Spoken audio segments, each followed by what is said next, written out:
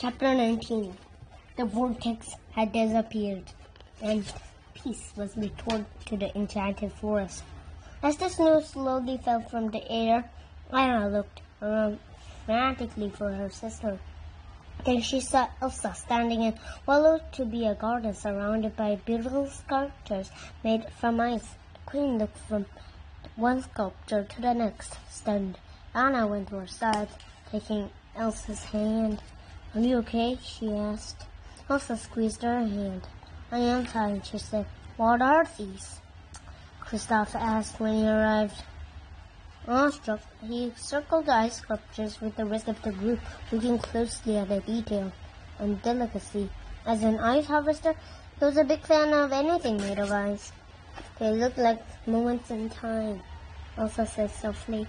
Elsa's words reminded Anna of something she had heard earlier. Anna turned to the snowman. "What's the thing you say, Olaf?" "Oh," he said, "that theory about advancing technology both our savior and our doom?" "No, not that one." I said, the one about cucumbers?"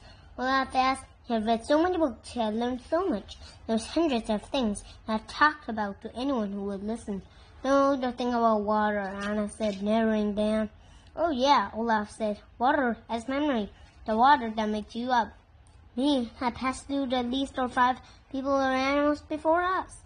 Sven had jerked up at Olaf's statement, his eyes wide, his muzzle twisted in what appearance to be a disgust.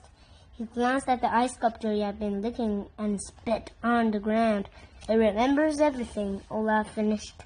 The wind rustled the leaves, coming from nowhere and sweeping around Olaf.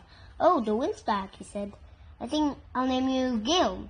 Everyone braced themselves as the wind moved around Anna and then slipped the leg of Kristoff's pants. "Hoo-ah," Kristoff called, dancing around a bit, hoping it would leave him alone. "Wah! Get out of here!" The wind spirit whirled in Anna's hair and made her clothing flutter as if it were explaining her. Oh, aren't you curious?" Then he moved on to Elsa and swept her in his grip. "Oh," she gasped. But she quickly realized the wind spirit was no longer being aggressive. The group immediately stood around her, ready to protect her. I'm okay," she told them. Gale held Elsa aloft for only a few minutes before setting her gently on her feet. Elsa smiled. The wind spirit's energy had lifted her mood and made her feel ready to take any obstacle that came her way. Did you want me to make these?" Elsa asked. The wind ruffled her skirts while she looked at the nearest ice sculpture, but Gale didn't answer.